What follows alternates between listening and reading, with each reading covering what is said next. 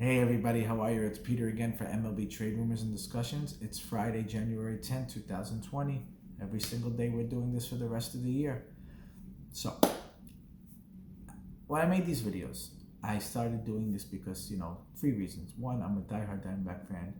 Two, I'm a diehard baseball fan. I love talking about baseball. And pretty much one of the main reasons was I really wanted to talk about how Mike Hazen has changed the game of baseball and that he's a genius.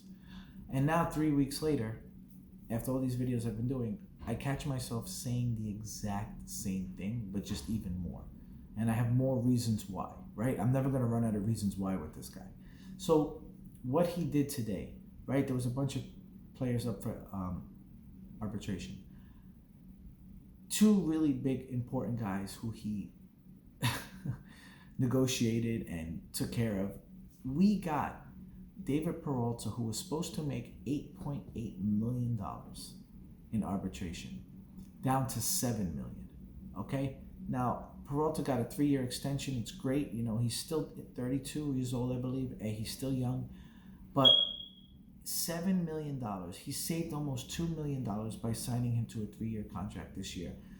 And you locked him up for 7.5 next year and the year after that. This is a solid 30 home run ball player when he's healthy, a pretty much gold glove caliber ball player, and the face of the team right now, right? You could say Marte and Escobar are really good players, but Peralta's the face. He's been there a long time. He's a fan favorite. I love him. He's the first at the dugout. Every time somebody hits something, he's going crazy. He's just a lovable guy. And you signed him to this great, fantastic contract, right? That is to go with Marte's great contract and to go with Escobar's great contract, which is just Bumgarner's amazing contract, which people still are not paying attention to yet, and they will soon. It's Calhoun's good contract. It's just incredible what he's doing. Let's get to the pitcher who is completely, we don't know if he's going to be here or not, Robbie Ray. He was supposed to make around $10.8 million. They not negotiated, whoever it was down to 9.4. That's another 1.4, almost $1.5 million saved, right? Now, I've been talking about how Robbie Ray can get traded and all these different things. But now by doing that, you just saved between Peralta and Robbie Ray over $3 million, which was, whether it was almost Rondon's contract who you just got, this is what he does. This is why it's great. And now he gave us more money to play with.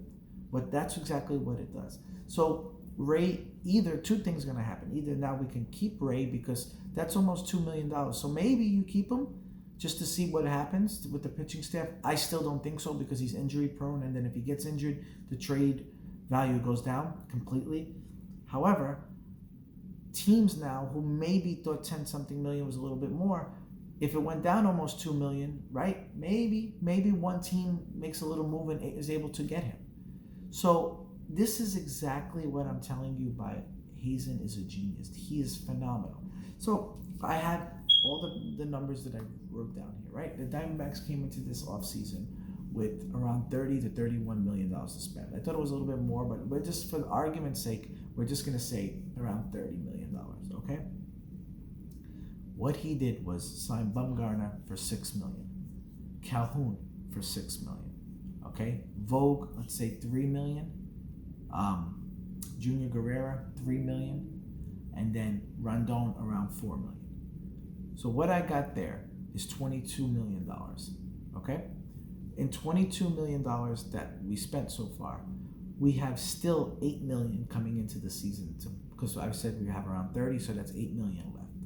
However, you now take the $3 million that they saved in arbitration, and now you put that towards the payroll, and what does that do? That brings you back up to over $11 million to spend. So, with all that money that you spent, look at the caliber players he got.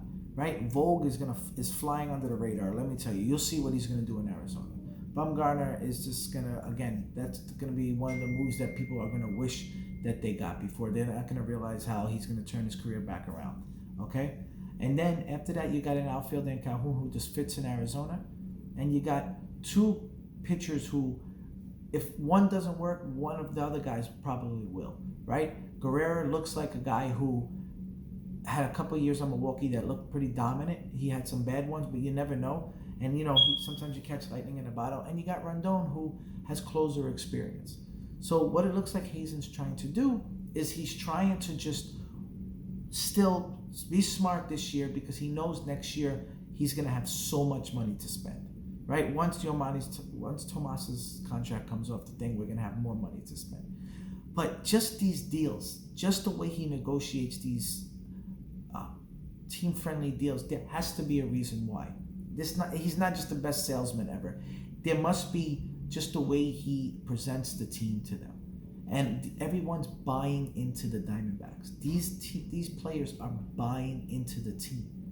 You are not going to risk not getting more money somewhere else if you don't like what you see, right? People are seeing that the Diamondbacks are up and coming and they're going to be a problem. That is why he's getting these deals. And this all started with Eduardo Escobar, right? Eduardo Escobar gave us a huge discount a couple of years ago, right? And it was because he liked it there. He felt the vibe, right? They just look like they're having fun. They're having a good time on the field, and they're so close to winning. Their pitching staff Vogue said it too. Their pitching staff is ready to break out. So, but now Robbie Ray can go or he can stay, right? If you save a couple million, you could take a chance. If you feel that Gallen maybe not going to be ready, or Weaver can get hurt, and then maybe Alex Young, you can keep in the minors a little bit. I mean, if you could do that. Again, I don't know. It's definitely not over to me. I still say they either get Pilar if they don't make this trade, if they don't get Marte or what. But just think, what does that $11 million do? How much is Starling Marte making this year?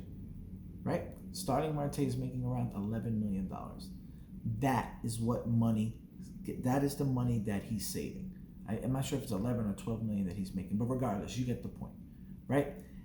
Because he did that, now other options open up. And he's just like terrific. I would love to see his computer, how he does this, because I can use it for my job. It's just fantastic. It really is. It's just terrific. I really want to know what you guys think, because people can learn from this. Other GMs, not just buying players and like right now the White Sox, yeah, they look really good coming on paper, but so did the Cleveland Browns, right? The Browns look like they were going to dominate. That don't mean crap. You can look great on paper and say, wow, they got Keuchel and Grandal, but Hazen is doing more of he does his research. He just really and he doesn't go for stupid things just because they need it. He really does his research. And the one thing that strikes me about him is when they're going to get somebody that, that's going to cost, they'll get him. They'll get them. But he's just not going to do stupid things for other positions just because they need it. He's actually going to take the time to look for these players, like Rondon. He's going to take the time and say, okay, I think he should have got Cishek. But again, maybe he's seen something in Rondon that I didn't, right? Maybe he's seen, this guy's going to be just a little bit cheaper, because 1 million here, 2 million here, 1 million here. Before you know it, that's up to 4 or 5 million, and then you can get somebody else. That's what he's doing. It may not seem like a lot, but $1 or $2 million changes everything. It's incredible. And that's just being a brilliant GM. That's not just throwing money to a player just for the fact that, okay, we need a bullpen guy, so let's just spend $10 million on Betances and see what happens. Why the Mets they always have issues. Because, again, he's looking for little pieces, 2 million, 3 million, 2 million, 3 million. It's great. It's just wonderful. So, again, I don't know what's going to happen with Ray. That still seems to be the big question. If Ray gets traded, is Marte coming? That's still the big question. For me, the break glass in case of emergency is Kevin Pillar. You have enough money for Pillar easily. He's not going to get $11 million. You have enough to get him to like a $5 to $7 million contract, right? He had a breakout year. I thought he did pretty good last year in a San Francisco ballpark. So in Arizona, he probably hit 25 home runs. So I still would pick him. He'll make some Gold Glove plays. It'll be tough to get anything in that outfield with Calhoun, Peralta, and Pillar if you sign him. That's in case you don't get anybody big. I just see that would be for me. But there's so many options we can go here. It's just too many, right? And if they make this trade for Marte, if they do make it for Starling Marte, look at these deals right now that he just got with Peralta. Look back and say that is why. Because he just signed Rondon instead of Cishek for a couple $1 million less. He got Peralta for a couple $1 million less. he got Robbie Ray for $1.5 million less. And that all adds up to get different players. Anyway, guys, you know, this is probably my best time talking about this because this is really why I make the video. So this was a really good chat that I have with you. Tell me what you guys think, and I'll talk to you guys tomorrow. Bye.